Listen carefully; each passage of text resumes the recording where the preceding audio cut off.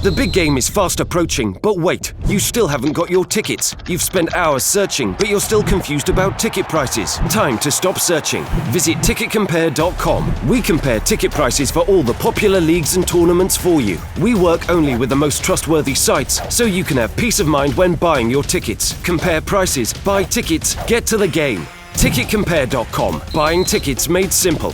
Right, World Class section first. Shane, good afternoon. Just start with the breaking news in the last half an hour. Manuel Lanzini has been charged with deceiving a match official from the game on Saturday. What's your reaction to that? Are you surprised?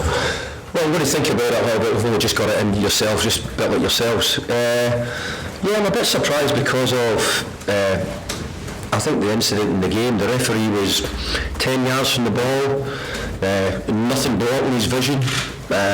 Clear to see the defender makes an attempt to go for the ball, doesn't get it. So from my point of view, I think that the referee, they're going against the referee. If that's the case, I think whether the panel there, like I said, the Goals on Sunday panel, said it was all a definite penalty and nothing to talk about. So I don't know how you can judge that one. I think it was a really tough call, a really hard call. But on the day the referee gave a penalty kick. The club have until 6 o'clock tomorrow, not long before the game, to contest the charge. Have you decided at this stage whether you will do that? No, we're going to have a talk about it this afternoon. We're going to think about what we want to do. But we'll look at it. But again, I find it really strange that there's 3 people on Sunday say it's all a penalty, but yet today we wake up to find there's 3 people who all say it's not. I think to be as clear as that was very difficult. Just to flip it, would you have felt aggrieved had the decision gone against you? I could have, yeah. Okay. Just on Lanzini himself, an incident like this, sometimes mud sticks. If whatever happens after this potential appeal process or not, do you have to speak to Manuel and just say, look, and have a word with him about incidents like that? After his performance on Saturday, the only thing I said to him was how well he'd played. He made the first goal, he created the other 2, he had a brilliant performance, so there was nothing that we had to say to Manuel after the game at all. But let me be clear, I'm the first one who says, let's get rid of diving, let's make sure it's not in the game. So that's why I'm annoyed at this one, because I don't think there's anybody could be definitely sure it was.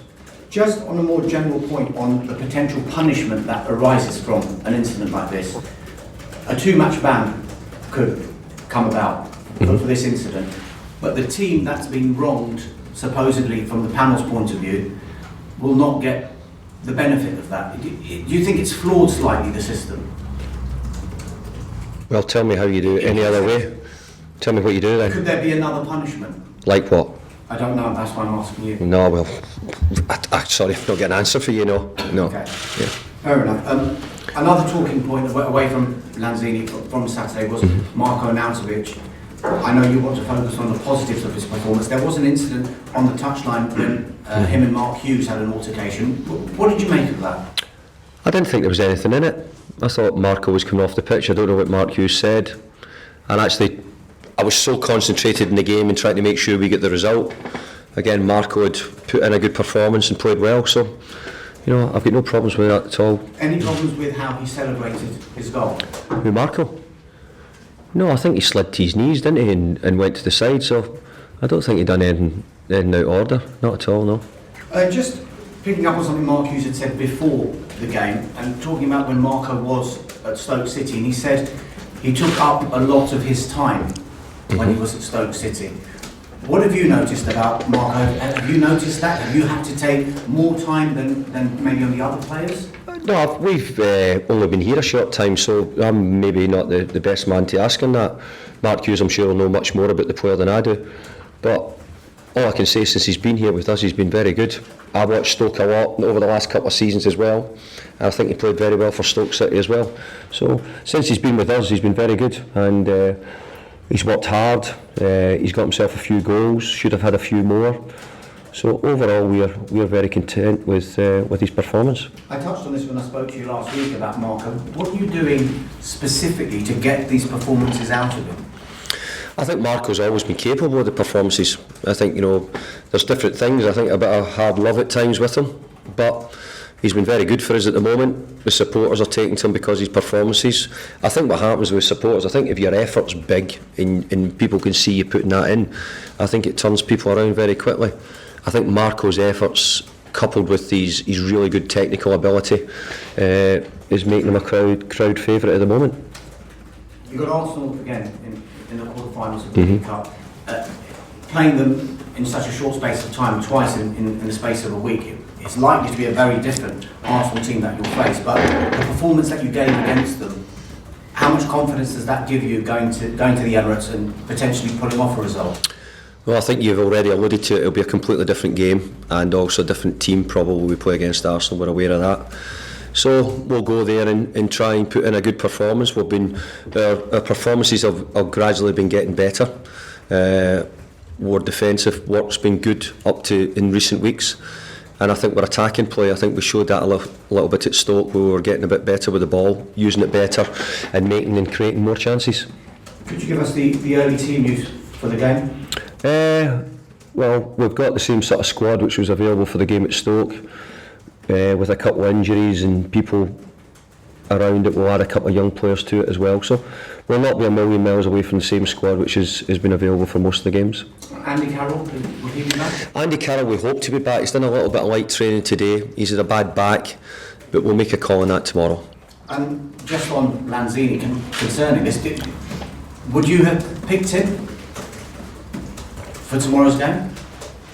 Of course I would have. And do you now have to perhaps think about another alternative of how you're going to approach this game without him, if this ban stands? But we might not have started him. We might have decided to not play him in this game. We'd have chosen so. Just like the rest, there'll be some players we do play and some we don't play. Do we expect many changes? I know you don't want to give the team away, but I'm just keeping in mind that the momentum that you're building up at the moment, is it a fine balancing act for you at the minute? I think ideally we would, if we had them. We're very short of players at the moment, where people are aware of that, with our injuries and what we've got. I think we would have changed one or two, because undoubtedly our priority is to make sure that we get away from the bottom end of the Premier League.